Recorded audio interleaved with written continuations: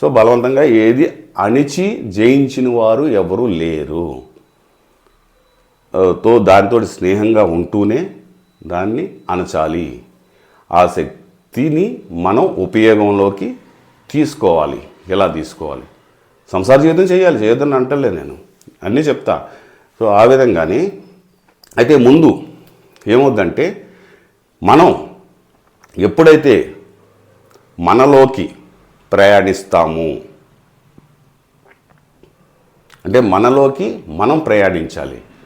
మనం ఎప్పుడు బయటే ప్రయాణిస్తాం, అంటే బయట సైడ్ చూస్తూ ఉంటాం. ఏది కావాలన్నా బయట నుంచే రావాలనుకుంటాం. కారు కావాలంటే బయట నుంచి రావాలనుకుంటాం, డబ్బు కావాలన్నా బయట నుంచి రావాలనుకుంటాం, ఓ పదవి కావాలన్నా బయట నుంచి రావాలనుకుంటాం, అన్నీ బయట నుంచే అనుకుంటాం కదా న్యాచురల్లీ.